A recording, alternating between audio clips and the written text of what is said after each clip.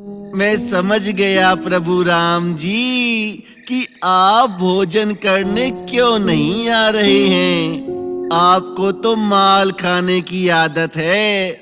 मेरा ये रूखा सूखा भोजन करने भला आप क्यों आएंगे? लेकिन आपको बता दूं मैं, आज वहां पर भी कुछ नहीं मिलेगा। वहां तो सबका एकादशी का व्रत है। अगर भूख लगी है तो यहाँ आकर यह भोजन ही कर लीजिए, वरना तो भूखा ही रहना पड़ेगा। भगवान भी भावनाओं के भूखे हैं। भोले की भक्ति से प्रसन्न होकर भगवान श्री राम स्वयं माता सीता के साथ भोला के सामने प्रकट हुए।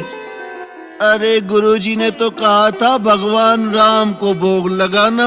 मैंने तो केवल 2 ही लोगों का खाना बनाया है। यह भगवान राम तो माता सीता को भी साथ ले आए। अब क्या करूं? चलो आज इन दोनों को ही भोजन करा देता हूँ। मैं भूखा ही रह लूंगा। ऐसा सोचकर भोला ने भगवान राम को माता सीता के साथ बिठाकर भोजन करवा दिया। प्रभु, आपके इस भक्त ने तो बहुत स्वादिष्ट भोजन बनाया है। इसीलिए तो मैंने आपको यहाँ आने के लिए आग्रह किया था। प्रभु, आप लोगों को मेरे हाथ का भोजन पसंद आया, मुझे बहुत खुशी हुई। लेकिन प्रभु, मैंने भोजन पर तो सिर्फ आपको ही बुलाया था, लेकिन आप तो माता सीता को भी संग में ले आए। मैंने 2 ही लोगों का भोजन बनाया था, अब वह मैंने आप दोनों को करा दिया। मुझे तो आज भूखा ही रहना पड़ेगा। अब अगली एकादशी पर ध्यान रखिएगा और मुझे पहले से ही बता दीजिएगा कि आप कितने जने आएंगे। और हाँ, थोड़ा समय पर आ जाना, क्योंकि मुझे भूख बहुत लगती है ना। भोला की भोली भाली बातें सुनकर भगवान राम मुस्कुराए और वहां से अंतर्ध्यान हो गए। अब भोला को लगा कि शायद ऐसे ही भगवान को भोग लगाते हैं, इसलिए उसने किसी को भी यह बात नहीं बताई।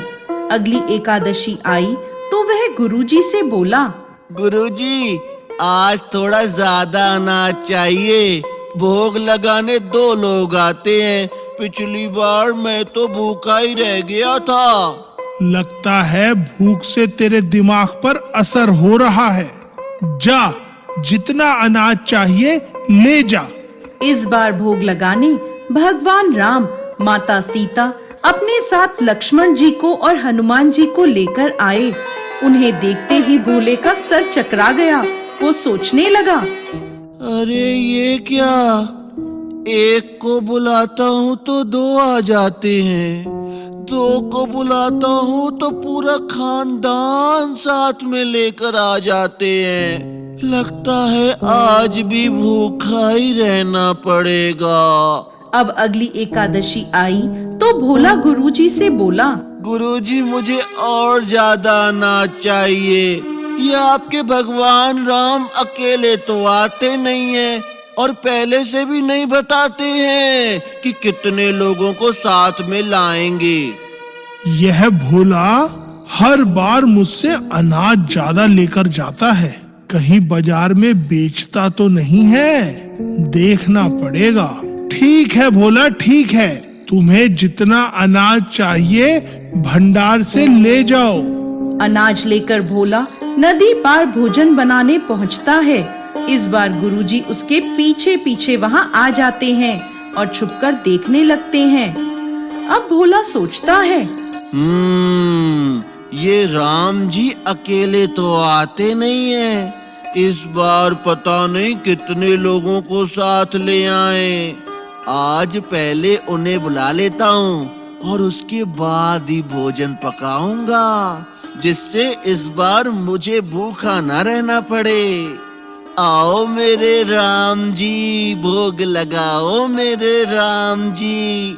प्रभु राम जी आइए, श्री राम जी आइए, मेरे भोजन का भोग लगाइए। देखते ही देखते सारा राम दरबार भोजन करने आ गया। अरे भोला, यह क्या? तुमने तो हमें भोजन करने बुलाया है, लेकिन भोजन तो अभी तैयार ही नहीं है।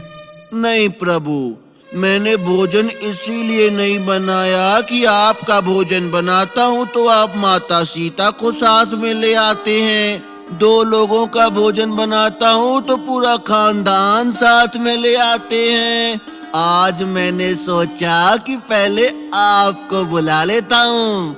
पता नहीं कितने लोगों को साथ में लेकर आएंगे, उसके बाद ही भोजन बना लूंगा। प्रभु जी, अब आप आ ही गए हैं तो मेरी भोजन बनाने में कुछ मदद ही कर दें। क्या करें, अब भक्तों की इच्छा है, पूरी तो करनी ही पड़ेगी। लक्ष्मण, तुम जाकर लकड़ियां काट लाओ। देवी सीता, आप सब्जियां काट लें और मैं चूल्हे की तैयारी करता हूँ। ऐसा कहकर वो सभी रसोई बनाने में लग गए और भोला एक तरफ बैठा देखता रहा। तभी गुरुजी उसके पास आए और बोले, क्या बात है भोला, तुम ऐसे चुपचाप क्यों बैठे हो? अनाज भी सारा ऐसे ही रखा है, भोजन बनाते क्यों नहीं? देखा गुरुजी, मैंने आपको कहा था ना कि